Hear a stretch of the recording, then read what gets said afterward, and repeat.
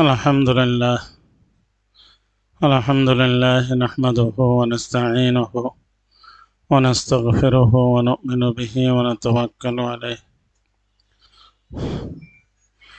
ونعوذ بالله من شرور أنفسنا ومن سيئات أعمالنا من يهده الله فلا مضل له ومن يضلله فلا هادي له ونشهد أن لا إله إلا الله وحده لا شريك له ونشهد أن سيدنا وسندنا ومولانا محمدا عبده ورسوله صلى الله تعالى عليه وعلى آله وصحابه وبارك وسلم أما بعد فأعوذ بالله من الشيطان الرجيم بسم الله الرحمن الرحيم يثبت الله الذين آمنوا بالقول الثابت في الحياة الدنيا وفي الآخرة إلى آخر الآية فقد قال النبي صلى الله عليه وسلم اتق المحارم تكن أعبد الناس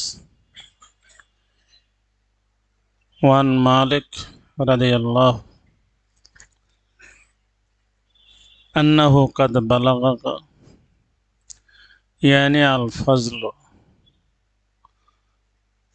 للقمان حكيم رضي الله تعالى عنه قال صدق اللسان وأد الأمانة وترك ما لا يعني اللهم صل على محمد وعلى آل محمد كما صليت على إبراهيم وعلى آل إبراهيم إنك حميد مجيد اللهم بارك على محمد وعلى آل محمد كما باركت على إبراهيم وعلى آل إبراهيم إنك حميد مجيد উপস্থিত মুআজ্জাজ উলামায়ে কেরাম এবং মুসল্লিয়ান আযম বারাদান ইসলাম, আমি আপনাদের এখানে আরো কয়েকবার আসছে। আজকে হুজুরে শেখ হযরত মাওলানা নাসরুল্লাহ সাহেব দামাত বারাকাতুহুল আলিয়া তিনি আমাকে স্মরণ করছেন। উনি স্মরণ করলে ওনার কথায় আমি লাব্বাইক বলে থাকি, এই জন্য আমার আজকেও লাব্বাইক বলে এখানে উপস্থিত হওয়া। আমার এই আশা আপনাদের বসা, যদি আল্লাহ পাক কাল কিয়ামতের দিন হতে পারে কোনো এক ভাইয়ের উসিলায় আল্লাহ তাআলা আমাদের সবার নাজাতের ফয়সালা করে দিতে পারেন, এই আশা নিয়ে আমিও এখানে এসেছি, আপনারাও আসছেন আমি মনে করি। আমাদের বসা,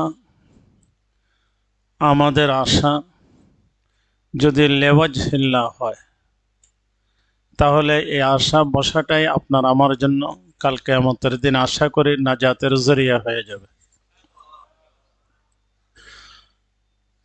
আমি আপনাদের সামনে বলছি কিনা আমার স্মরণ নাই,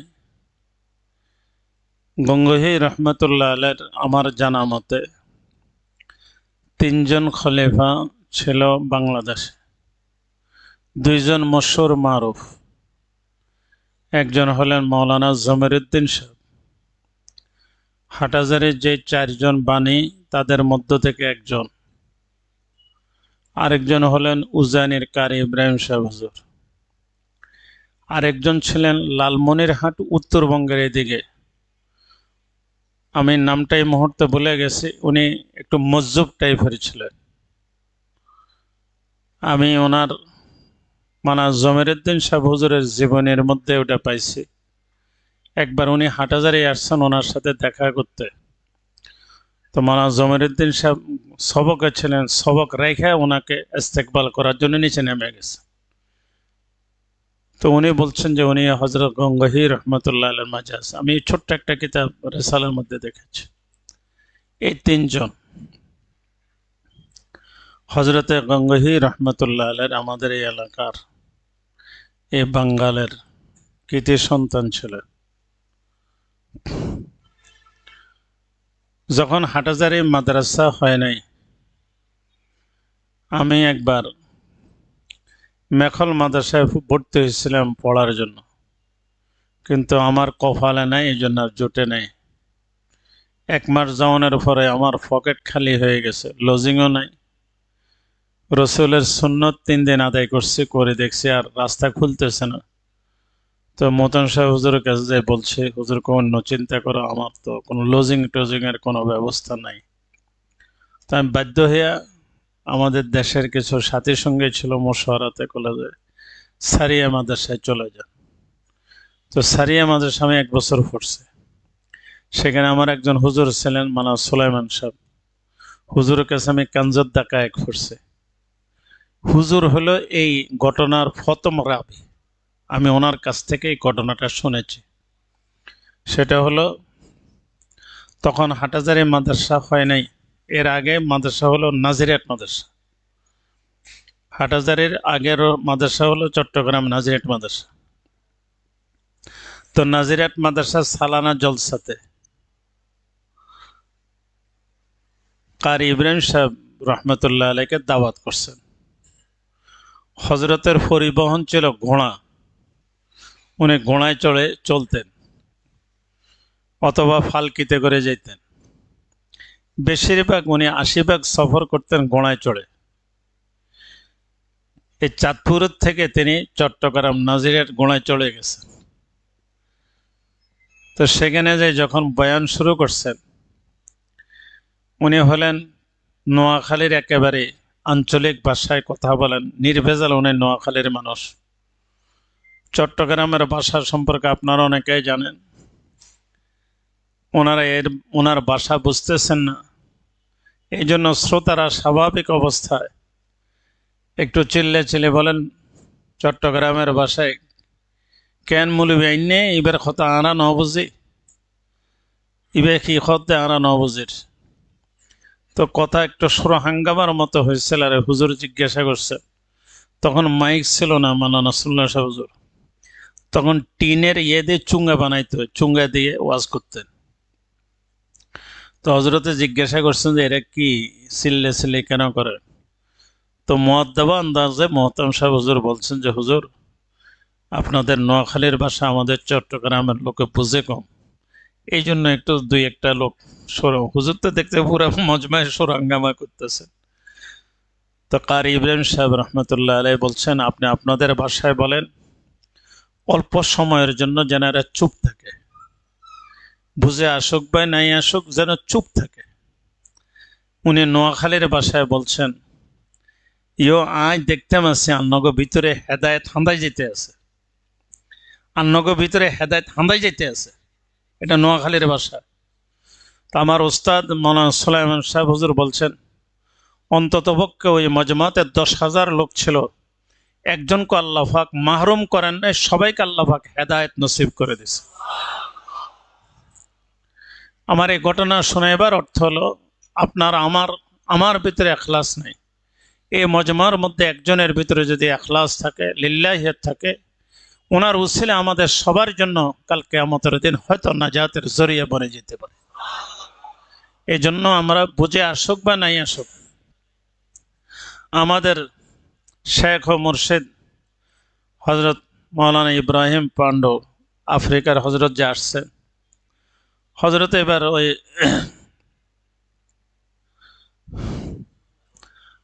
বগুড়া না, মুফতি মিজান সাহেবের মাদ্রাসা না, আরে সোনা হাজরা, নবাবগঞ্জ সোনা হাজরা মাদ্রাসা এক ঘটনা শুনাইছেন, যে কার কথার দ্বারা কখন কার দিলের দরওয়াজা খুলে যায় এটা বলা যায় না। তো হজরত এক কিচ্ছা শুনাইছেন, আমি বড়দের কিচ্ছা শোনাইতে মজা পাই, এই জন্য আপনাদেরকে শোনাইতেছি। বড়দের কথার মধ্যে হেদায়েতের কথা আছে, বুঝার কথা আছে, দরওয়াজা হেদায়েতের দরওয়াজা খোলার কথা আছে। এই জন্য হজরতের ঘটনাটা নকল করতেছে। বলখারে বাদশাহ ছিলেন ইব্রাহিম ইবনে আদহাম। তো ইব্রাহিম ইবনে আদহাম,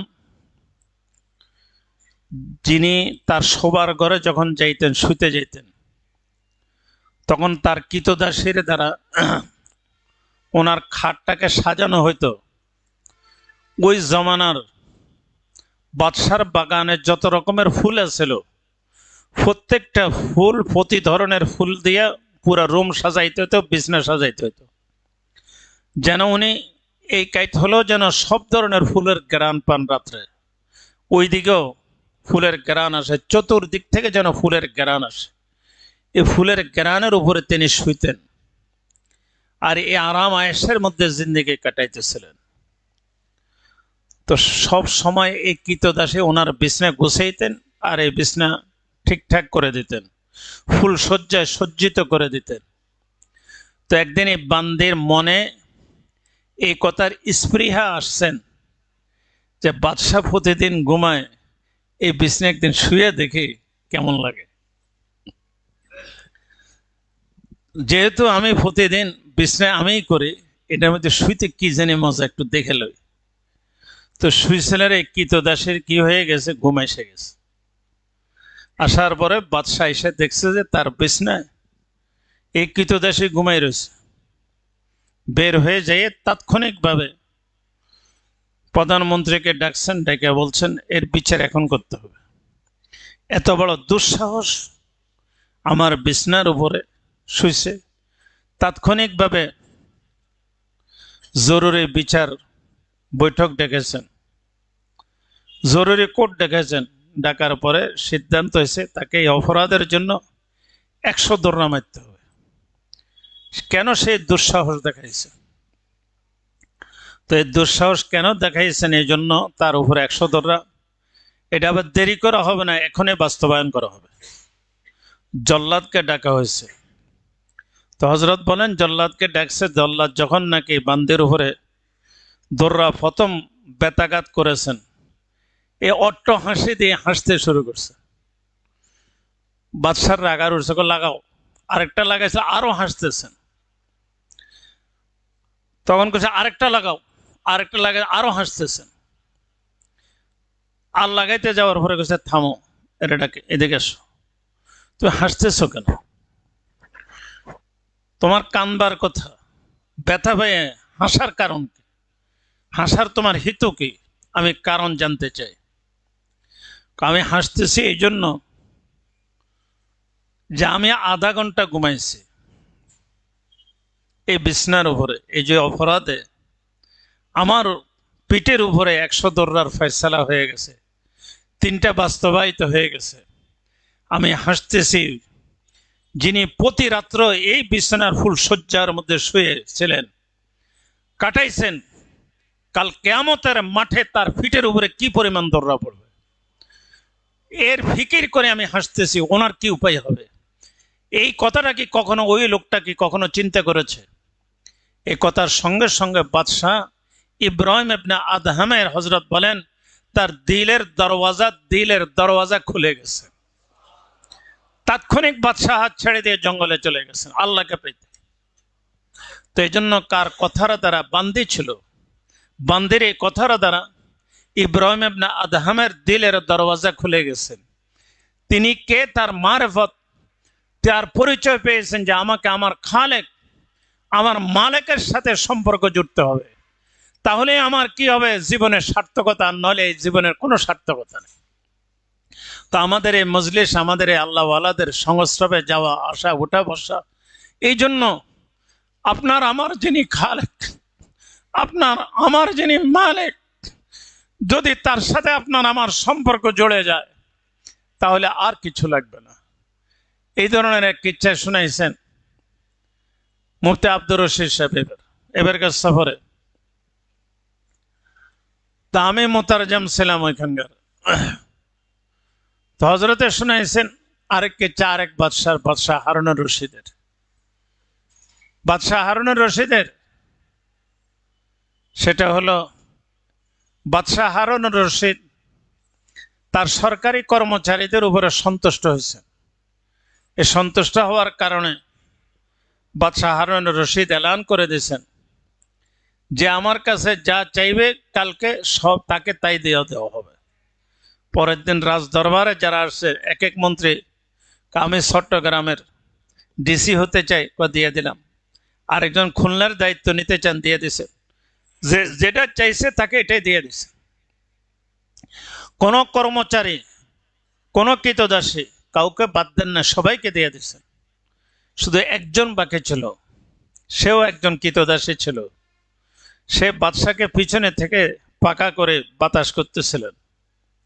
তো বলতেছে সবাই চাইছে, কিছু না কিছু নিয়ে গেছেন, যে যা চাইছে আমি দিছি, তুমি যে আমার এত নিকটে থেকে আমাকে বাতাস করতেছো, আমার আরাম তুমি যে কিছুই চাইলে না। আমি চাই নাই, এই জন্য চাইলে আপনি দিতে পারবেন না, এই জন্য আপনাকে আমি লজ্জা দিতে চাই নাই। তো হজরতে বলতেছিলেন যে আমি লজ্জা দিতে চাই না, এই জন্য আমি আপনার কাছে চাই নাই। চাইলে আপনি দিতে পারবেন না, তখন কি হবেন? আপনি লজ্জিত হবেন এই রাজ দরবারে। এর থেকে বাঁচাইবার জন্য আমি আপনার কাছে কোনো হাত পাতি নেই, কোনো কিছু চাই নেই। বাদশাহ ক্ষিপ্ত গতিতে বলেন, আমি দিতে পারবো না এমন জিনিস, তুমি চাইলে আমি দিতে পারবো না। কনা দিতে পারবেন না? কনা তুমি চাইয়া দেখো, আমি ওয়াদা দিলাম দিব তোমারে। তো বলেন, ওই বান্দি আস্তে করে বাদশার কান্দের উপরে হাত রেখে দিচ্ছেন যে আমি আপনাকে চাই। আমি কাকে চাই? আমি আপনাকে চাই। কান্দের উপরে হাত রেখে আমি আপনাকে চাই। বাদশাহ চমকে উঠছেন যে আমার রাজ দরবারে যদি কোনো জ্ঞানী থাকে তাহলে এই বান্দি আছে, এর চেয়ে বড় কোনো জ্ঞানী আর কেউ নেই। কারণ সে যদি আমাকে পেয়ে যায় তাহলে তো পুরা রাজত্বই তার। তাৎক্ষণিকভাবে তিনি ওয়াদা পূরণ করেছেন, তাকে আজাদ করে দিয়ে নিজের স্ত্রীর মর্যাদা দিয়ে দিয়েছেন। মাল্লাহুল মাওলা ফালাহুল কুল। যদি আমি আল্লাহরে রাজি খুশি করাই বলতে পারি, তাহলে আমরা সবে পেয়ে যাব। এই সম্পর্কে হজরতের কথাগুলো আমি আজকে অন্য কথা না, যেটা আসতেছে দিলের মধ্যে ওইটাই বলতেছি, হজরতের কথাই নকল করতেছে। তো হজরত ইব্রাহিম ফকির সাহেব ঘটনা শুনেছেন। হিন্দুস্তানের নিজামুদ্দিনের সমস্ত মুরব্বীরা ফেরেশান। কেন ফেরেশান? হিন্দু মুসলমান ঝগড়া সারা হিন্দুস্তানে। আগামী দিন যে রক্তের বন্যা বয়ে যাবে দিল্লিতে, মেওয়াতে, নিজামুদ্দিনে, বিভিন্ন এলাকায়, সব ওলামায়ে কেরাম ফেরেশান। হজরতের কাছে কথা উঠছিল, হজরত বলেন আজকে রাত্র তো নিরাপদ, আজকে রাত্রটা কোন রকম, কালকে থেকে ঘোষণা দিয়েছে কালকে থেকে শুরু হবে। তাহলে কিছু সময় তো আমাদের হাতে আছে, এই কিছু সময়ের মধ্যে আমরা দেখিনি, একটু চেষ্টা করি। এই হাই হুতাশ করে আফসোস করে তো কোনো লাভ নাই। আমরা একটু কি করে চোখের পানি ছেড়ে উপরওয়ালারে সাই ভাও করণ যায়নি। মৌলানা ইলিয়াস সাহেব রহমতুল্লাহ আলাইহি নিজামুদ্দিনের সমস্ত মুরব্বীদেরকে নিয়ে বলছেন, যারা আজকে আছেন সব বাদ, আজকে আল্লাহর দরবারে কান্নাকাটি করো, একা একা সবাই কান্নাকাটি করো, কান্নাকাটি করে চোখের পানি ছেড়ে দে আল্লাহর দরবারে। ওগো খোদা, তুমি মুসলমান জাতির ইজ্জত আবরুর হেফাজত করো, জান ও মালের ইজ্জত আবরুর হেফাজত করো। এই নিয়ে যদি নাকি, এটা হজরত শুনেছেন ইব্রাহিম ফকির সাহেব, মৌলানা ইলিয়াস সাহেব রহমতুল্লাহ আলাইহির ঘটনা। হজরত সারা রাত্র সেজদায় পড়ে পড়ে কাঁদছেন, আর সকাল পর্যন্ত মুরব্বীরা বসে বসে নিজামুদ্দিনে, দেওবন্দে, যেখানে যারা ছিল সবাই কান্নার উপরে ছিলেন। কান্নার উপরে থাকার পরে রব্বে করিম হাওয়া পরের দিন কি করেছেন, পুরো হিন্দুস্তানের হাওয়া পাল্টাই দিয়েছেন। তো হজরত বলেন, আমরা এদিক সেদিক দৌড়ে দৌড়ে না করে মাওলায় পাককে রাজি খুশি করার জন্য যদি আমরা মেহনত করতে পারি, আমাদের সর্বস্বকে বিলীন করে দিয়ে যদি তিনি আমার রব্বে করিম, তাকে যদি আমি ভাও করে ফেলতে পারি, তাহলে আমার সবকিছু হয়ে যাবে। আর যদি তাকে ভাও না করতে পারি, আমি সবকিছু পাইছি, তুমি আমি কিছুই পাইনি। আর ওনাকে পেয়ে গেছে, দুনিয়ার কিছু পাইনি, সব পেয়ে গেছে। এই জন্য রব্বে করিমকে ভাও করার জন্য আপনাকে আমাকে দুনিয়ার জিন্দেগিতে আমি একটা আয়াতে কারিমা তেলাওয়াত করেছি, কাউলে সাবিত ইসাব্বিতুল্লাহুল্লাযীনা আমানু বিল কাউলি সাবিত ফিল হায়াতিদ দুনিয়া ওয়া ফিল আখিরাহ। ইমানদারদেরকে কাউলে সাবেতের উপরে আল্লাহ তাআলা অবিচল রাখবেন। ইমানদার ইমানদার এই জন্য ইমানের বানাইতে হয়, ইমানের হেফাজত করতে হয়। কতদিন করতে হবে? মৌত পর্যন্ত, হাত্তা ইয়াতিয়াকাল ইয়াকিন, মৌত পর্যন্ত ইমানের হেফাজত করতে হবে। তাহলে কাউলে সাবেতের তাফসীরের মধ্যে উলামায়ে কেরামরা লেখেন, 3 জায়গার মধ্যে আল্লাহ তাআলা আপনাকে আমাকে কাউলে সাবেতের উপরে, ইমানের উপরে অবিচল থাকার তৌফিক দান করবেন। এই জন্য ইমান বানাইতে হয়, ইমানের হেফাজত করতে হয়। ইবনে মাজার মধ্যে একটা হাদিস আছেন কিতাবুল ইমানের মধ্যে, নবী আলাইহিস সালাতু ওয়াস সালাম বলেন, যখন মানুষ কালেমায়ে তাইয়্যিবা পড়ে ঈমান আনে বা কালেমা শাহাদাত পড়ে ঈমান আনে, তখন তার দিলের মধ্যে ঈমানের চারা রোপণ করা হলো। এই চারাটাকে কি করতে হয়? হেফাজত করতে হয়। আমি আমার ঘরের আঙ্গিনায় যদি একটা মরিচের চারাও লাগাই, তাহলে এটাকে সকালে একবার পানি দিই, বিকেলে একবার দিই, সাথে একটা লাঠি কুটে দিই, এটার সাথে বাঁধে দিই, যেন এটা কোনো বাতাসে এদিক সেদিক না হেলায় ফেলায়। চতুর্দিক থেকে হেফাজত করে জালি লাগাই, ছাগলের গরু কোনো জন্য এটা পাতা নষ্ট করতে, এটা খাইতে না পারে। এভাবে যখন নাকি আপনি যত্ন করবেন এই গাছের চারাকে, তো একদিন দেখবেন এই গাছের চারা হৃষ্টপুষ্ট হয়ে ফল দেবে। আল্লাহর হাবিব বলেন, ও আমার উম্মতের নরনারীরা, ইমানের চারা যখন দিলের মধ্যে লাগাইবা, এই লাগাইবার পরে ইমানের চারার দেখাশোনা করতে হয়, হেফাজত করতে হয়। ইমানের চারার উপরে তোমাকে সবকিছু সার, গোবর ইত্যাদি দিয়ে, সেচ দিয়ে এটাকে সবসময় হেফাজত করতে হয়। যদি সব সময় লক্ষ্য না রাখো, তাহলে গাছ তোমার কখনো আগে বাড়বে না। তো এই গাছের হেফাজত কিসের দ্বারা হয়? 2 জিনিসের দ্বারা হয়। এক হলো তর্কে মাসিয়াত, গুনাহ ছেড়ে দেওয়ার দ্বারা, আর একটা হলো নেক আমলের দ্বারা। কথা বুঝাইতে পারছি? কাউলে সাবেত, ইমানের উপর আপনাকে আমাকে অবিচল থাকতে হলে আগে সর্বপ্রথম 2 কাজ করতে হবে। ইমতিসালিল আওয়ামির ওয়া ইজতিনাবিন নওয়াহি, আল্লাহ পাক যে সমস্ত আদেশ নিষেধ করেছেন, আপনাকে আমাকে এগুলোর আমল করতে হবে। আল্লাহ পাক আপনাকে আমাকে মা বাবার হক আদায় করতে বলেছেন, আত্মীয় স্বজনের হক আদায় করতে বলেছেন, প্রতিবেশীর হক আদায় করতে বলেছেন, ছাত্রের হক আদায় করতে বলেছেন, আলেম ওলামাদের হক আদায় করতে বলেছেন। হুকুকের জগতে আপনি আমি কি করতেছি একটু আত্মসমালোচনা করা দরকার। এরকম ভাবে ইবাদতের জগতে আমার ইবাদত, নবী আলাইহিস সালাতু ওয়াস সালামের দরবারে এক সাহাবী আয়েশা বলছেন, আইজনি ওয়া আউজিজ, হুজুর আমার একটু ওয়াজ দেন। ওয়াজটা সংক্ষিপ্ত হইতে হবে। ওয়াজ কি হইতে হবে? সংক্ষিপ্ত হইতে হবে। এই হাদিসের উপরে হযরত প্রায় 2.5 ঘন্টা বয়ান করেছেন সাইনবোর্ডে।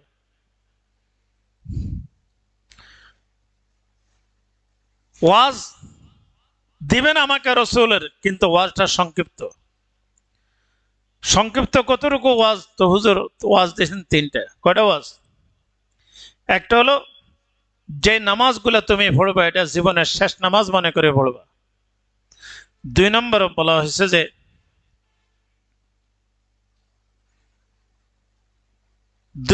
বলা হয়েছে এমন কোন কথা বলিও না কালকে যেন তোমাকে ইয়াজুরু মা ফি গাদান সরি বলতে হয়। অর্থাৎ দ্বিতীয় কাজ হলো জবানের হেফাজত করা সম্পর্কে সম্ভবত। এরপরে বলা হয়েছে মানুষের হাতে যা আছে ওইগুলোর প্রতি লোভ লালসা করবো না।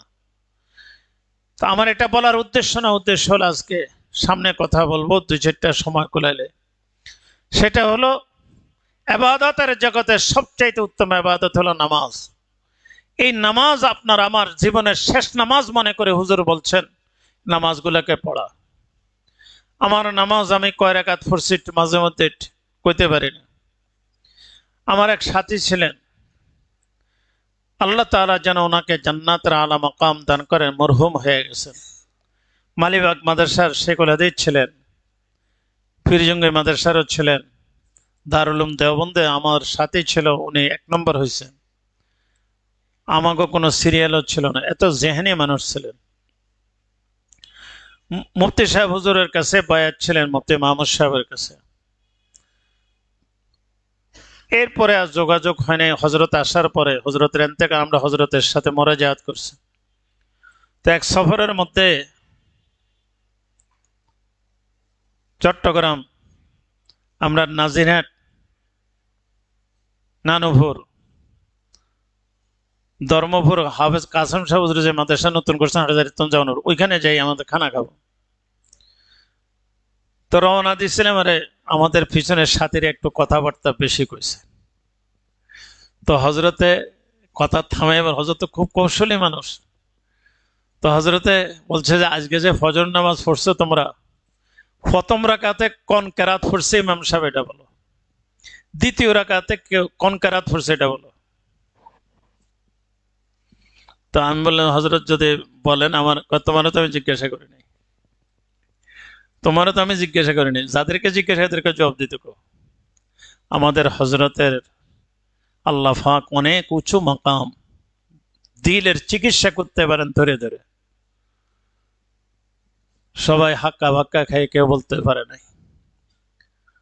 তো বলছে যে তোমার আমার এই নামাজ কি করে আল্লাহ দরবারে কবুল হবে, ইমাম সাহেব কোন কেরাত পড়ছে এটাই তুমি আমি বলতে পারতেছি না। আমরা খাস মানুষ, এটা সাধারণ মানুষ না। তুমি যারা আছো আমার সাথে, এরা খাস খাস মানুষ। আমাদের নামাজের যদি হালত হয় তাহলে কি হবে জীবনের। তো হজরতের এই তাম্বির ভরে আমাদের সবার ভিতরে কান্নার রোল পড়ে গেছে যে আমরা কোথায় আছি।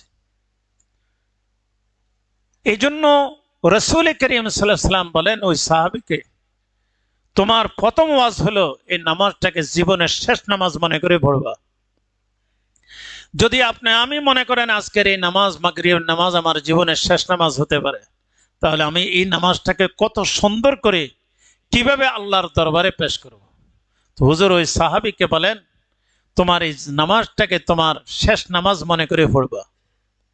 তো ভাইরা আমার নামাজটা যেন জান হয়, নামাজের ভিতরে যেন রূহ থাকে, যে নামাজ পড়ার পরে নামাজ আপনার জন্য আমার জন্য দোয়া করে আল্লাহর দরবারে, ও খোদা এই ব্যক্তি এই নামাজে আমার যেরকম হেফাজত করছে, ও খোদা তুমি কি করো একে হেফাজত এরকম ভাবে করো।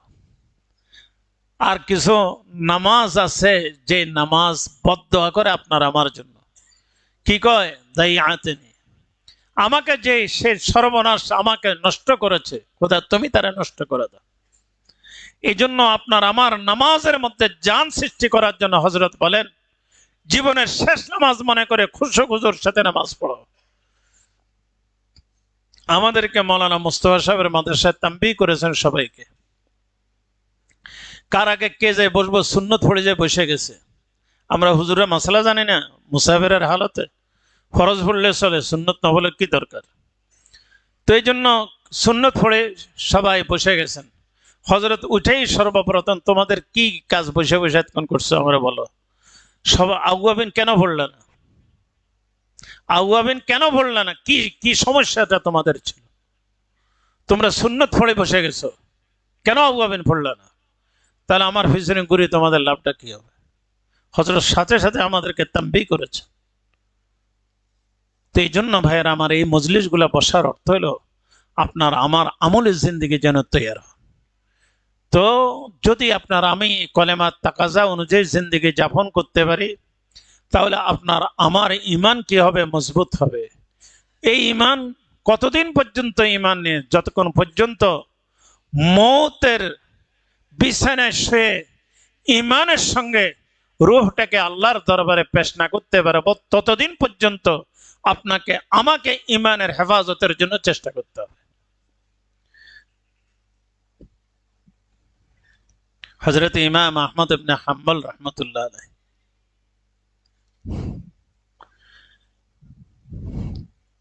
বহুত বড় জমানার ফকি ছিলেন, বহুত বড় আল্লাহওয়ালা ছিলেন, বহুত বড় মুহাদ্দিস ছিলেন, জমানার বড় মুহাদ্দিস ছিলেন। ইমাম শাফি রহমতুল্লাহ আলাইহি শাগরিদে খাস। তো ইমাম শাফি রহমতুল্লাহ আলাইহির কাছে ছাত্র চিঠি লিখছেন, হযরত আপনার এখানে একদিন মেহমান হতে চাই।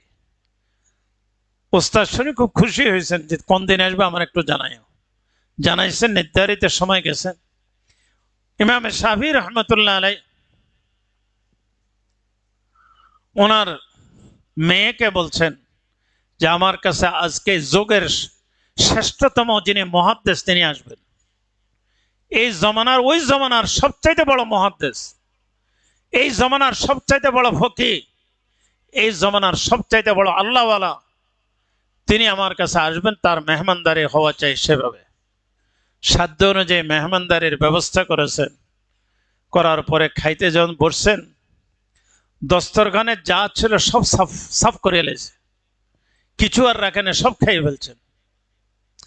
ওনার ইমামে শাফি রহমতুল্লাহ আলাইহির মেয়ে আশ্চর্য হয়ে গেল যে উনি আল্লাহওয়ালা এত খাইলো কেন, যা দিয়েছে কিছু আর রাখেন, সব খাইয়ে ফেলছে। ঘটনা কি? বলছেন উনি বুজুর্গ, এই জন্য কিছু বলেন নাই, চুপচাপ রয়েছেন। কটা পর্যন্ত? আচ্ছা, ঠিক, আমি ঘটনা সংক্ষেপ করে দিচ্ছি। তো হজরতে ওজুর পানি ওনার মেয়ে জায়নামাজ সহ ওনার সব ব্যবস্থা করে রেখেছেন। আল্লাহর হলেই উনি রাত্রে উঠবেন, ওজুর প্রয়োজন হবে, পানি টানি, আজকালকার জমানার মতো পানি তো ছিল না, ওজুর পানি লোটাত করে সুন্দর করে রেখে টেকে দিচ্ছেন। সকালে উঠে দেখে যে ওজুর পানির জায়গায় ওজু, জায়নামাজ তার জায়গায়। আজান দিয়েছিলেন, উঠে মসজিদে চলে গেছে, লাগছে খটকা, হারা রাত ঘুমাইছে, বিনা উজুতে যে নামাজ পড়ছে, রাত্রে পড়ে নেই তাহাজ্জুদ। বাপে কয় বুজুর্গ খাইছে দুটি, কোনোটাই আমার বুঝে আসতেছে না। তো বাপেরে ডেকে কয় যে মেয়েকে ডেকে উনি নাস্তা খাবে, শাক পড়ে আসবে, আসলে নাস্তা খাই যাবে। এই লোকেরা আমাদের ঘরের জায়গা দেবেন না। যে লোক খাইছে দুটি, রাত্রে পড়লো না তাহাজ্জুদ, বিনা উজুতে যে নামাজ পড়ছে, এই লোকেরা আপনার যোগের ইমাম বলেন? কাজে এই লোক আমার ঘরে, আমাদের ঘরে আসতে পারবে না। তখন মা তুমি নাস্তা তৈরি কর, তোমার প্রশ্নের সব জবাব উনি দেবেন। তো যখন ওনার কাছে কথা গেছিলেন, ইমাম আহমদ ইবনে হাম্বল রহমতুল্লাহ আলাইহি বলেন, আমার জিন্দিগিতে এত সাফ সুতরা খানা আর কখনো আমার জিন্দিগিতে জুটে নাই। শতভাগ নির্ভেজাল হালাল ছিল। আমি যে কোনো লোকমা দিছে, লোকমার মধ্যে নূর চমকাইতেছিল, এই জন্য আমি খাইয়ে ফেলছি সব। এই ধরনের খানা আর জীবনে কখনো হয়তো জুটবে না, এই জন্য আমি সমস্ত খানা খাইয়ে ফেলছি। আর খানা খাওয়ার পরে আমার দিলকে আল্লাহ পাক তার নূরের তাজাল্লিয়াতের দ্বারা ভরপুর করে দিছে। আর তখন কোরআন এবং হাদিসকে সামনে নিয়ে সারা রাত্রে শুয়ে শুয়ে আমি আজকে 1200-এর অধিক মাসালা ইস্তেমবাদ করেছি। এই জন্য আমার উজু জেনে আমি জাগ্রত ছিলাম। এক মাসালা যদি আমি রেখে যেতে পারি, 60 বছর পর্যন্ত নফল ইবাদতের চেয়েও আল্লাহ পাক বেশি সওয়াব দিবেন। এই জন্য এই কাজে আমি লিপ্ত ছিলাম। আমার উজু যায় না, বিনা উজুতে আমি নামাজ পড়লে বা উজু নামাজ পড়েছি। এই ছিলেন ইমাম আহমদ ইবনে হাম্বল। এই ঘটনা বলা আমার উদ্দেশ্য না, উদ্দেশ্য হলো শেষের একটু কথা। যখন ওনার জিন্দেগির শেষ মুহূর্তে বেহুশ হয়ে পড়ে গেছেন, জ্ঞান হারাই ফেলছেন, হঠাৎ করে ওনার জ্ঞান ফিরে আসছে। ওনার ছেলে আব্দুল্লাহ তিনি দেখেছেন বাপে বলতেছে এখনো সময় হয় নাই, এখনো সময় হয় নাই। এতটুকু বলা আমার উদ্দেশ্য। আজকে ওনাকে আগে ওনার পরিচয়টা একটু তুলে ধরেছে, উনি কে, ওনার এই পরিচয়টা তুলে ধরে এই ঘটনাটা বলা আমার উদ্দেশ্য। হঠাৎ জবান বন্ধ ছিল, জবান খুলে যায়, বলে এখনো সময় হয় না। ঘটনা কি? তখন তিনি বলেন, জ্ঞান যখন বাপের ফিরে এসে বলেন যে এখনো সময় হয় না, এখনো সময় হয় নাই, তখন তিনি বলেন, আব্বা জান আপনার জ্ঞান ফিরে আসার পরে আপনি এখনো সময় হয় না, এখনো সময় হয় না, এই কথাটা যে বললেন না আমার বুঝে আসলো না। কি হয়েছে আপনার? কাকে বলতেছেন এখনো সময় হয় না? কোনো মানুষজন কেউ নাই, আমি ছাড়া তার কেউ নেই, এখনো সময় না, কাকে বলতেছেন আপনি? তো বলেন, ইমাম আহমদ ইবনে বলেন, ও আমার ছেলে শোনো, আমি যখন নাকি মৌতের শয্যা এখন শায়িত, যে কোনো মুহূর্তে আল্লাহ তাআলা আমাকে নিয়ে যাবেন, শয়তান এসে আমাকে ধোঁকা দিচ্ছে, হে ইমাম আহমদ ইবনে হাম্বল, সারা জিন্দেগি তোমার পিছনে আমি মেহনত করেছি, তোমাকে ইমান হারা করার জন্য, কিন্তু পারলাম না। আজকে তুমি ইমানের দৌলত নিয়ে আল্লাহর দরবারে চলে যাচ্ছ, এই জন্য আমার বড় আফসোস হইতেছে। তখন আমি শয়তানকে লক্ষ্য করে বলছি, এখনো এই কথা বলার সময় এখনো আসে নাই, এখনো আমার শেষ নিঃশ্বাস যায় নাই, আমি শেষ নিঃশ্বাস পর্যন্ত ইমান নিয়ে আল্লাহর দরবারে যাইতে পারবো কিনা এ নিয়ে আমি আশঙ্কিত। এই জন্য শয়তানকে লক্ষ্য করে বলছে এখনো সময় হয় নাই।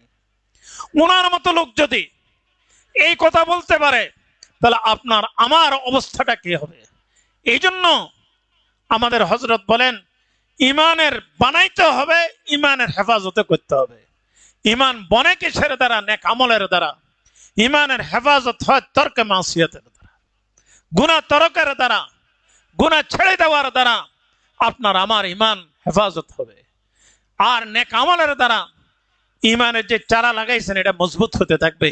আর ওই ইমানের চারা আপনাকে আমাকে ফলদায়ক কি করবে? ফল দেবে। সেটা হলো জান্নাতের আকৃতিতে অফুরন্ত নিয়ামতের জায়গা আল্লাহ পাক জান্নাত আপনার আমার জন্য অবধারিত করে রেখেছে।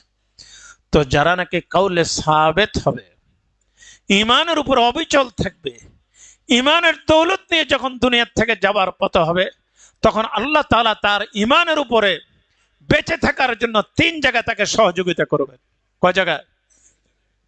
এক হলো মৌতের সময়, আরেকটা হলো কবরের জগতে, আরেকটা হলো ময়দানে মাহশরে। মৌতের সময় হলে আল্লাহ তাআলা যারা ইমানের মেহনত করেছেন, ইমানের উপরে, ইমানের দৌলতের উপরে যারা মেহনত করেছেন, আল্লাহ পাক আমাদের সবাইকে সেভাবে চলার তৌফিক দান করে। ইমানের উপরে যারা মেহনত করেছেন, সেই তাকাজা অনুযায়ী জিন্দেগি গঠন করেছেন, আল্লাহ তাআলা তাকে ইমানের মৌতের সময় হলে কাউলে সাবেত হিসেবে পুরস্কার দিবেন। কুফর এবং শিরকের থেকে তাকে তার ইমানকে হেফাজত করে আল্লাহর দরবারে ইমানের হালতে কবুল করে নেবেন। 1। 2 নম্বর হবে ফেরেশতারা তাকে এসে সুসংবাদ দিবেন, আল্লাহ তাখাফু ওয়ালা তাহজানু ওয়াবশিরু বিল জান্নাতিল্লাতী কুনতুম তুআদুন। মৌতের সময় আসে কাউলে সাবেতের উপরে যদি থাকতে পারেন, তাহলে আল্লাহ তাআলা মৌতের সময় ফেরেশতাদের দ্বারা আয়েশা অভয় দিবে, ভয় নাই, তুমি আল্লাহর প্রিয় বান্দাদের মধ্য থেকে একজন। ইয়া আইয়াতুহান নাফসুল মুতমাইন্না ইরজিই ইলা রাব্বিকা রাদিয়াতাম মারদিয়া ফাদখুলি ফি ইবাদি ওয়াদখুলি জান্নাতি। সুসংবাদ দিবে ফেরেশতারা আয়েশা, মৌতের সাকরাত অনুভব করবে না। ইমানের উপরে যদি মজবুতির সাথে জিন্দেগি কাটাইতে পারেন, তাহলে ওই সময়ের মধ্যে দ্বিতীয় পুরস্কার হিসেবে ফেরেশতারা আয়েশা রহমতের সুসংবাদ শোনাবে। আর রহমতের দ্বারা তাকে চতুর্দিক থেকে ঘিরে ধরবে, শয়তানও যেন, নফস যেন তাকে বেঈমান বানাইতে না পারে। তখন তাকে কি করবে? ইমানের উপরে অবিচল থাকার আল্লাহ পাক তৌফিক দিয়ে দেবেন। এরপর আল্লাহ তাআলা বলবেন, বান্দা দুনিয়াতুন যাইতে চাইতেছে না, একবার এদিকে ফিরে একবার ওইদিকে মুখ ফিরে, এক কাজ করো, তাড়াতাড়ি সে চলে আসবে। কি করতে হবে তাকে? তার কাছে তার যে একটা স্থান আমি আল্লাহ তার জন্য ঠিক করে রেখেছে, সেটা হলো কি জান্নাত। জান্নাতটা তাকে একটু দেখাই দাও, তার জায়গাটা, তার অট্টালিকাটা তাকে একটু দেখাই দাও। যখন নাকি মানুষ জান্নাতটাকে দেখবে, তখন সে বেচैन হয়ে যাবে, কখন সে সেখানে চলে যাবে। আল মউত জাসরুন, মউত হলো ফল, একটা ব্রিজ। কার কাছে? হাবিবুন ইলা হাবিবি ওয়াসলুল ইলা হাবিব ইলা হাবিব। এক দোস্ত আরেক দোস্তের কাছে যাওয়ার জন্য, পৌঁছার জন্য পাগল হয়ে যাবে। তখন জান্নাত দেখেই বান্দা কি করবে? সেখানের দিকে দৌড়াইতে থাকবে। তখন কখন তার মৌত হয়ে গেছে সে টের পাবে না, মৌতের সাকরাতও সে অনুভব করবে না। এই অবস্থা হবে। তো বলেন, যারা ইমানের হেফাজত করবে, ইমান মোতাবেক জিন্দেগি যাপন করবে, আল্লাহ তাআলা মৌতের সময় তাকে এই ধরনের 3 ধরনের পুরস্কার, কাউলে সাবেত, ইমানের উপরে তাকে অবিচল থাকার তৌফিক দিয়ে দেবে। 2 নম্বর হলো কবরের জগতে। কবরের জগতে আল্লাহ তাআলা যারা ইমানের উপরে জিন্দেগি কাটাইছেন, ইমানের উপরে মেহনত করেছেন, আল্লাহ পাকের কোনো হুকুম অমান্য হতে দেন নাই, আল্লাহ পাকের প্রতিটা হুকুমকে পালন করে, ইমতিসালিল আওয়ামির, আল্লাহ পাকের যত আদেশ আছে সবগুলো পালন করেছেন। ওয়াইজতিনাবিন নওয়াহি, গুনাহ থেকে ফরেজ করে করে, হিসাব নিকাশ করে করে চলেছেন। করে করে কিভাবে চলেছেন যেন কোনো গুনাহ তার থেকে না হয়। গুনাহ কি জিনিস? খোদার নাফরমানি। যিনি আমাকে দয়া করে মায়া করে, আরে ভাই আজকের যে মজলিসে আপনাকে আমাকে বসাইছেন, এই শুকরিয়া আদায় করে সারা জিন্দিগি সেজদায় পড়ে শুকরিয়া আদায় করলে শুকরিয়ার শেষ হবে না। হাজার হাজার মানুষ রাস্তায় ঘাটে ঘুরতেছে, ঘুরতেছে কিনা? আজকে মাগরিবের নামাজও পড়ে না, আছে কিনা এরকম লোক? আছে কিনা সমাজে? আমাদের ওইদিকে আছে, আপনাদের এদিকের কথা বলতে পারি না। ওইখান থেকে আপনাকে আমাকে কানে ধরে ধরে আল্লাহর ঘরে মসজিদের মধ্যে নিয়ে আসছে। মসজিদ কোন জায়গা? খায়রুল আরদে, জমিনের মধ্যে সবচেয়ে উত্তম জায়গা হলো মাসাজিদ, আর সবচেয়ে নিকৃষ্ট জায়গা হলো বাজার। সেখান থেকে ধরে আইনে আইনে আপনাকে আমাকে মসজিদে বসাই দিছে। এটা কি আল্লাহ পাকের মেহরবানি ছাড়া আর কিছু? হযরত আলী রাদিয়াল্লাহু কথায় কথা আসছে, হযরত আলী রাদিয়াল্লাহু তাআলার কাছে এক ব্যক্তি এসে জিজ্ঞাসা করছেন, আলী, আমার মাগরিবের নামাজ তো পড়লাম, এটা কবুল হয়েছে নি? কবুলিয়তের কোনো আলামত আছে নি? তো হযরত আলী রাদিয়াল্লাহু তাআলা সুন্দর একটা উদাহরণ দিয়েছেন। তুমি জীবনে কখনো কামলা রাখছো নি? হুজুর আপনার দেশে কি কামলা কয় নাকি? বুঝবে তো কামলা গুলো। তো কামলা কাজ করেন না লোক যে রাখেন, আমাগো এলাকা বদল্যা কয়, আপনাদের এলাকা হয়তো কামলা কয় মজদুর। হ্যাঁ, তো রাখো কিনা? রাখি। দেখবেন রাজমিস্ত্রি একটা কতক্ষণরে গড়ি দেখে, কতক্ষণরে এটা টানে, কতক্ষণরে কয় শরীরে মেটাইতে আছে, এক কাপ চা খাই যায়। তো এই করে করে সে 4 ঘন্টা এমনি কাটাইছে।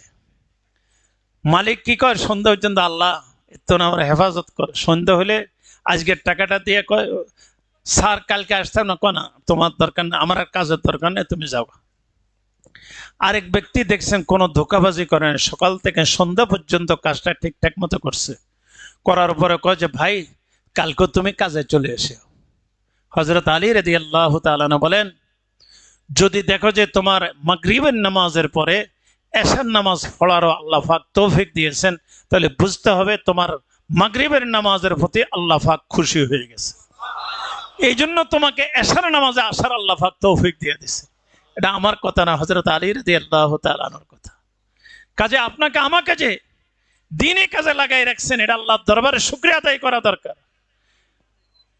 তো এই জন্য ভাইয়ের আমার, আপনার আমার ইবাদত বন্দেগীর মধ্যে জায়েজা হবে যদি আমার এক নামাজের পর আরেক নামাজের দিকে আমার উৎসাহ হয়, তাহলে কি হবে? মুকাফফারাতুম বাইনাস সালাতাইন, 2 নামাজের মাঝে আপনার আমার থেকে যদি কোনো রকম ছোটখাটো গুনাহ করতে হয়ে থাকেন, তো এগুলা এই নামাজের দ্বারা কি হবে? ইউযহিবুনাস সাইয়্যাত, সমস্ত গুনাহগুলো আল্লাহ পাক দূর করে দেবেন। দিয়ে কি করবেন? আরেক জায়গার মধ্যে আছে হাসানাতের দ্বারা পরিবর্তন করে দেবেন। যদি সেভাবে গড়ে তুলতে পারেন, নিজেকে গঠন করতে পারেন। হুজুররা আছেন, হুজুরদের সামনে কথা বলতে আমার ভয় লাগে। হাদিসের মধ্যে আসছে, আমরা কোন ছাত্রকে বেশি আদর করলে, লেখাপড়ায় ভালো, আমল আখলাকে ভালো, মাঝে মধ্যে 2-1টা ভুলভ্রান্তি হয়ে যায় না ফলানের থেকে, তো কাছে ডাকি এনে কই যে এই তোর কাছে যেন আজকে মোবাইল দেখছি বলে মনে হয়। এতটুকু কইলে যদি ভালো ছাত্র হয়, সঙ্গে সঙ্গে কি করে? হুজুর সত্যি আমার কাছে মোবাইল ছিল, এটা যেন কেউ না, আপনি পর্যন্ত আপনি যার শাস্তি দেন তাই মেনে নেব, তাই মেনে নেব। তো আর কারণ হুজুরকে কোনো ছাত্রের কানে যেন না যায়। তো হুজুর তার এই ইসরার, এই এতরাফ, স্বীকারোক্তি, তার বিনয়তা দেখে তার প্রতি খুশি হয়ে যান। খুশি হয়ে যায়, আর মোবাইল চালাইস না, মোবাইল আমার কাছে জমা দিয়ে দে, পরীক্ষার সময় হইলে তুই বাড়ি যাওয়ার রক্ত মাত্র মোবাইল নিয়ে যাইস। আমি হুজুর আর এই মোবাইলের কথা কোনোদিন কারোর সাথে আলোচনাও করে না, কারণ এর প্রতি হুজুর কি সন্তুষ্ট। এই জন্য তার ত্রুটি বিচ্ছুতি কিছু থাকলে এগুলোকে দাবা চাপা দিয়ে এলেন। আল্লাহ পাক কিয়ামতের মাঠে যে বন্দার প্রতি রাজি খুশি হয়ে যাবে না, কাছে আসো, কাছে আসো, অমুক দিন তোর স্বাস্থ্য বোনের লোক কথাবার্তা করছিল, পর্দার খেলাপ করছে, যে মনে আছে? করছি।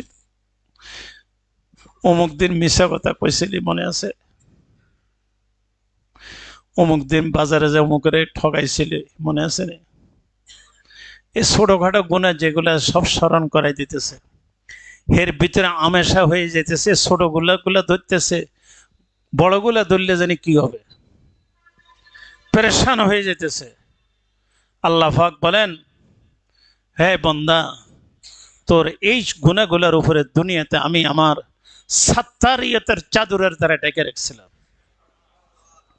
আজকে গাফফারিয়তের চাদরের দ্বারা তোর সমস্ত গুনাহগুলো আমি মাফ করে দিলাম। আর এই গুনার পরিবর্তে এক একটা করে নেকি লিখে দিলাম।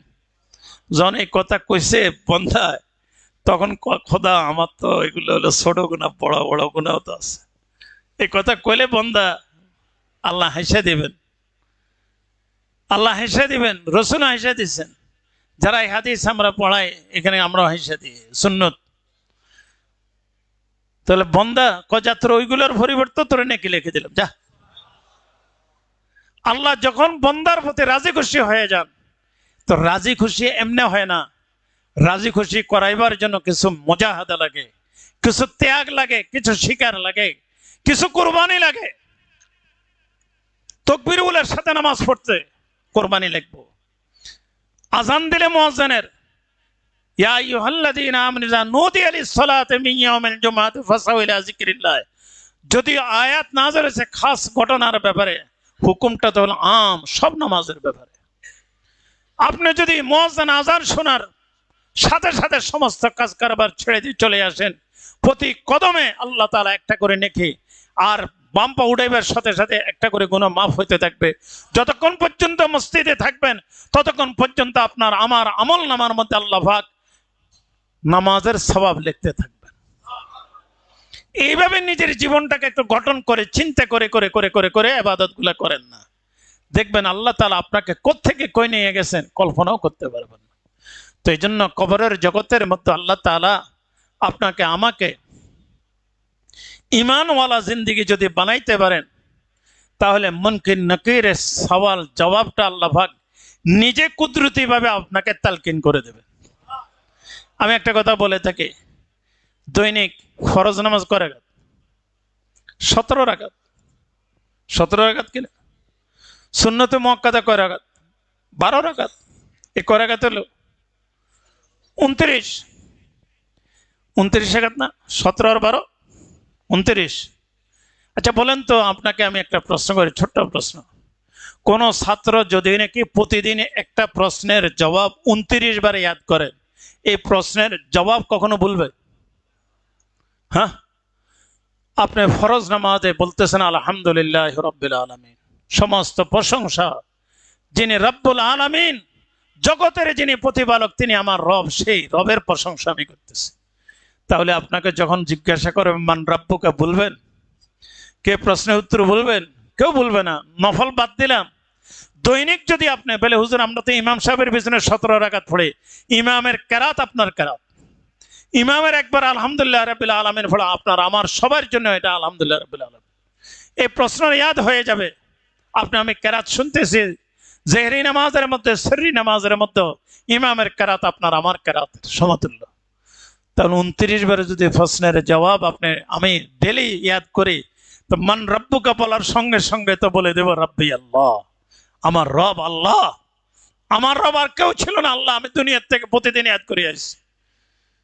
আল্লাহ পাক বলেন, ঈমানওয়ালা জিন্দেগি যে যাপন করবে, আমি আল্লাহ তাআলা কুদরতি ভাবে কি করব, তার কাউলে সাবেতের পুরস্কার হিসেবে তার জবান দিয়ে আমি রব্বি আল্লাহর প্রশ্নের জবাব আমি তালকিন করে দেব। 2 নম্বরের জবাব মুনকির নাকিরের সওয়াল জবাব আল্লাহ পাক আসান করে দেবেন। এরপরে কি হবে?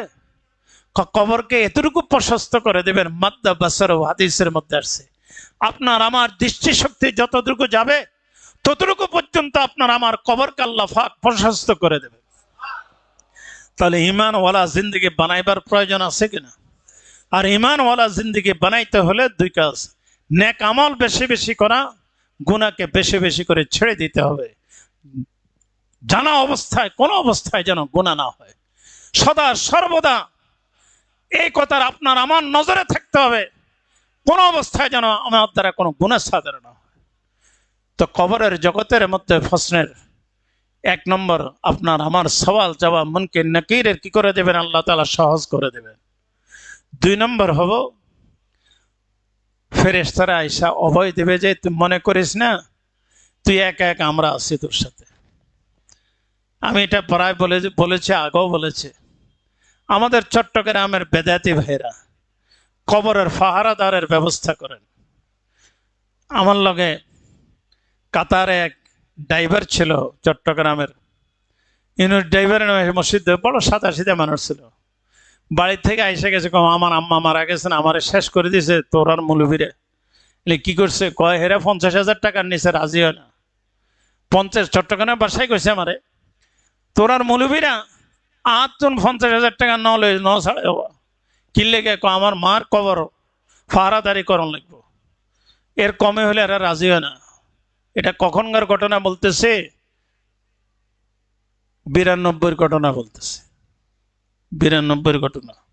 কবর পাহারাদারের জন্য হুজুররা 50,000 টাকা নিচ্ছে কবরের পাহারাদের। খোদার কসম খাই বলি, এই মসজিদের মধ্যে হুজুররা আছে না, ওনাদের সামনে আমি কসম খাই বলি, এই টাকা দেওয়ার দ্বারা তারও কোনো 2 পয়সার ফায়দা নেই, মুরদারেরও পয়সা নেই। যে নিছে তার জন্য জায়েজ না, যারা দিছে তাদের জন্য জায়েজ নাই। ফতোয়া আলমগীরির মধ্যে স্পষ্ট ভাষায় এটা লেখা আছে। তাহলে বলে হুজুর আমার কবরের পাহারাদারি কি করে করব? আপনার আমার কবরের পাহারাদারির জন্য পয়গম্বর আরবি জনাবে মুহাম্মদুর রাসূলুল্লাহ সাল্লাল্লাহু আলাইহি ওয়াসাল্লাম বলেন, তুমি 29 পারার প্রথম সূরাটা এশার নামাজের পরে শোয়ার আগে পড়বা।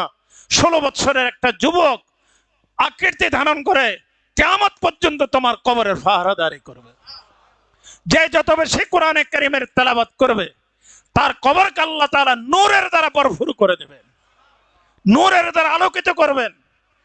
কবর তো আপনাকে আমাকে প্রতিদিন ডাকে বলে, আনা বাইতুল জুলমা, আমি অন্ধকারের ঘর, আমি অন্ধকারের ঘর। আমার ঘরে আসতে হলে কি করতে হবে? বাতি নিয়ে আসতে হবে। বাতি হলো নেক আমল, কালামে পাকের তেলাওয়াত, দুরূদ ও সালাম, আদিয়ায়ে মাসনুনা, তাসবিহাত, ইবাদত বন্দেগী, এগুলা যত বেশি করবেন আপনার আমার কবর আল্লাহ পাক আলোকিত করে দেবে।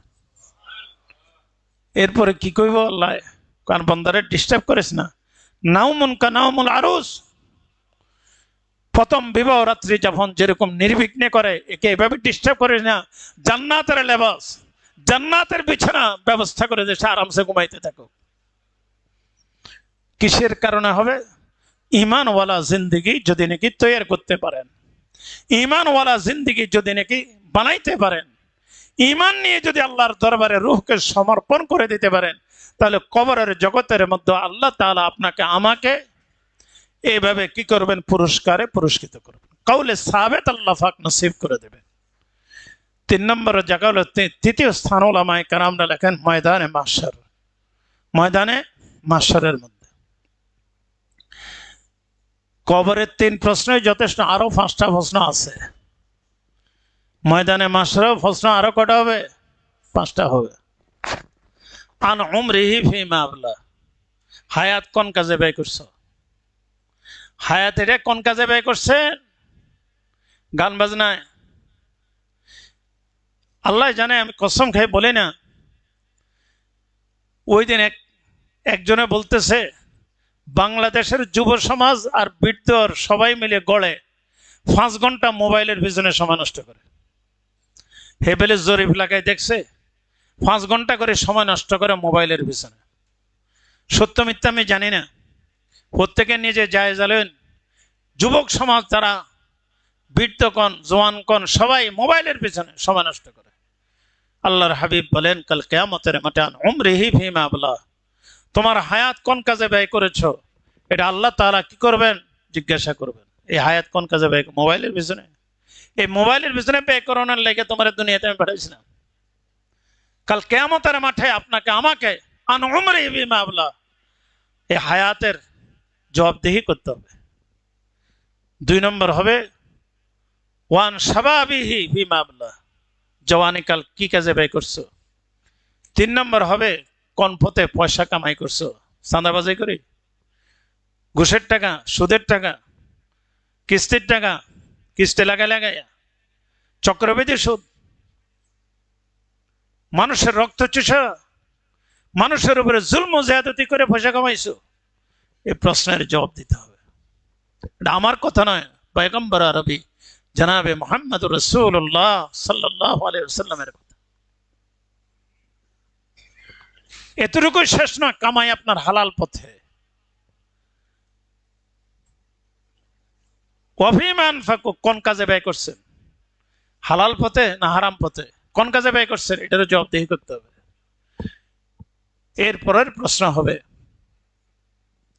আমাদেরকে, বিশেষ করে আমাদেরকে, ওলামায়ে কেরামদেরকে, ওয়ান ইলমিহি, তোমাকে যে আমি ইলম দান করেছিল সে ইলম মোতাবেক কতটুকু আমল করছো। এই 5 প্রশ্নের জবাব দিতে হবে আপনাকে আমাকে। আল্লাহ পাক বলেন, যারা নাকি ইসাব্বিতুল্লাহুল্লাযীনা আমানু বিল কওলিস সাবিত, কওলে সাবিতের উপরে ঈমানওয়ালা জিন্দেগি যারা কাটাবেন, আল্লাহ তাআলা কাল কিয়ামতের মাঠে এই প্রশ্নগুলোর জবাব তার জন্য সহজ করে দেবেন। ঈমানওয়ালা জিন্দেগি কাটাবেন তো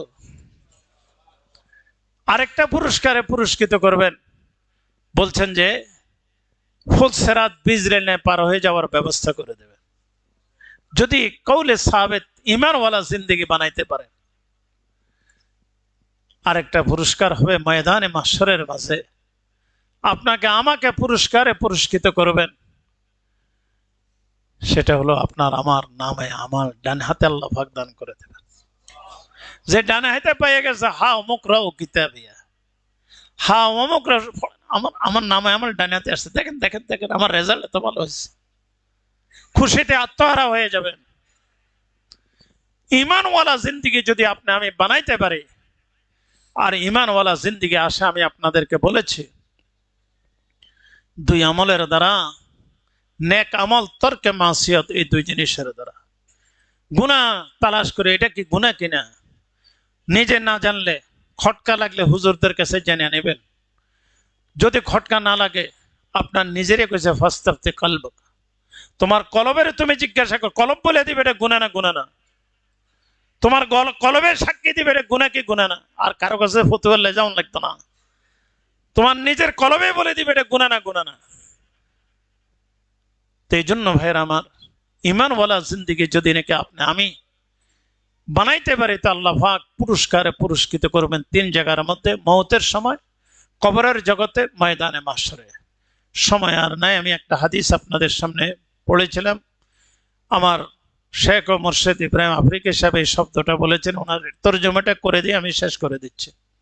হযরত বলছেন, এই জুমলাটা 5টার কথা বলছেন আবু হুরায়রা থেকে রিওয়ায়াতের, আমি ওইগুলোর দিকে যাব না, একটার কথা হযরতে বলছেন, আমি ওইটাই বলতেছি। ইত্তাকিল মাহারিম তাকুন আবুদান নাস, আপনাকে আমাকে আল্লাহ পাক আবেদ বানাই দিবেন কইছেন এই হাদিসের মধ্যে। কি লেগে, কি কাজ করলে? ইত্তাকিল মাহারিম, যত হারাম বস্তু আছে এগুলোর থেকে বাঁচি চললে পুরস্কার কি দেবেন আল্লাহর হাবিব বলছেন, তাহলে তোমাকে আল্লাহ পাক সবচাইতে বড় আবেদ, আল্লাহ পাকের সবচাইতে বড় ইবাদত গুজার বান্দা হিসেবে সাব্যস্ত করে নেবে।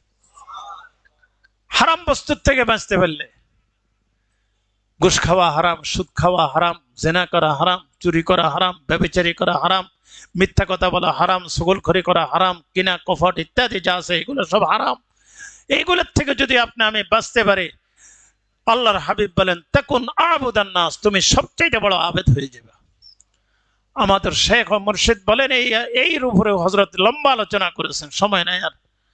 তো এই জন্য ভাইয়ের আমার, হারাম বস্তুগুলো থেকে বাঁচি থাকবো তো চেষ্টা তো করবো। আল্লাহ তাআলা আপনাকে আমাকে সবাইকে যেন তৌফিক দান করে। ইমাম মালিক রহমতুল্লাহ আলাইহি, মুওয়াত্তা ইমাম মালিকের মধ্যে আমার কাছে খবর পৌঁছেছে, একটা সূরা আছে, সূরার নাম হলো সূরাতুল লোকমান, লোকমান হাকিমের নামের উপর এক সূরা। উনি নাকি কালো লোক ছিলেন, কিন্তু কোরআন শরীফের মধ্যে ওনার নামে আসছে, ওনার নামে সূরা হয়েছে, ওনার ফাজাইল বর্ণনা করা হয়েছে। তাহলে উনি কত দামি মানুষ ছিল। তো এই জন্য ওনার দাম কেন এত বাড়লো, ওনাকে জিজ্ঞাসা করা হয়েছে, মা বালাগ, আপনি এই পর্যন্ত এই মর্তবায় কেন পৌঁছলেন, কিভাবে পৌঁছলেন? কয় যে আমি 3টে কাজ করছি। কয় কাজ? একটা হলো সিদকুল হাদিস, আমি যখন যা বলেছি সত্য বলেছি, মিথ্যা কখনো বলি নাই। জবানের হেফাজত করছি, মিথ্যার আশ্রয় নেই নাই। 2 নম্বর হলো আব্দুল আমানা, আমানতদারি আদায় করছি সঠিকভাবে। কোনো সময় আমি খেয়ানত করে নেই। আমরা খেয়ানত মনে করে থাকি জায়গা জমিন টাকা পয়সার খেয়ানত, না ভাই। জিন্দিগির প্রতিটি এই যে সময়টুকু, হায়াতটুকু, এটা একটা আমানত। আল্লাহ পাক কর্তৃক আপনার আমার কাছে আমানত। এই সময়, এই হায়াতকে বেহুদা কাজে যদি ব্যয় করেন তাহলে খেয়ানত হবে। আল্লাহর কাজে ব্যয় করতে হবে। আল্লাহর দেওয়া এই হায়াত অন্য কাজে ব্যয় করা যাবে না। তো তিনি বলেন আমাকে আল্লাহ পাক এই ফজিলত দিচ্ছেন এই জন্য যে আমি আমানতদারির সাথে জিন্দেগি কাটাইছি। 3 নম্বর হলো তর্কে মালায়ানি, বেহুদা কথাবার্তা আমি কখনো কি করে বলি নাই, এগুলো সব ছেড়ে দিছি। তর্কে মালায়ানির অর্থ আমি সোজা কথা যেটা বলি, যে কথা বলার দ্বারা দুনিয়ারও কোনো ফায়দা নেই, আখিরাতেরও কোনো ফায়দা নেই। এই জাতীয় কথার থেকে যদি নাকি কোনো ব্যক্তি বাঁচতে পারেন, তাহলে এই আমলটুকু কাল কিয়ামতের মাঠে আপনার আমার সবচাইতে মিজানের পাল্লা সবচাইতে বেশি ওজনই হবে। তো এই জন্য লোকমান হাকিম বলেন আল্লাহ পাক এই 3 গুণের কারণে আল্লাহ পাক আমাকে এই মাকাম দান করছেন। যা বলেছি সত্য বলেছি, কখনো খেয়ানত করে নেই, আর তর্কে মালা ইয়ানি বেহুদা কথাবার্তা জবানে কখনো আনি নাই। আল্লাহ তাআলা আমাকে আপনাকে সবাইকে যেন এর উপর আমল করার তৌফিক দান করেন। যা বিক্ষিপ্তভাবে 2-4 কথা বলা হয়েছে, আমাদের সবাইকে কাল কিয়ামতের দিন এই উসিলা আল্লাহ পাক নাজাতের ফয়সালা করে দেন। ওয়া আখিরু দাওয়ানা আলহামদুলিল্লাহি রাব্বিল আলামিন।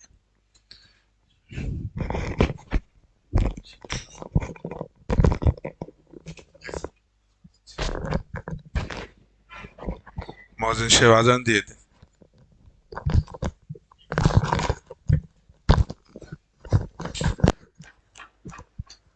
ইনশাআল্লাহ নামাজের পরে সূরা ইয়াসিন তেলাওয়াত সুন্নত পড়ার সাথে করে নেবেন। এরপর দরুদ ও সালাম, এরপর দোয়া হবে ইনশাআল্লাহ।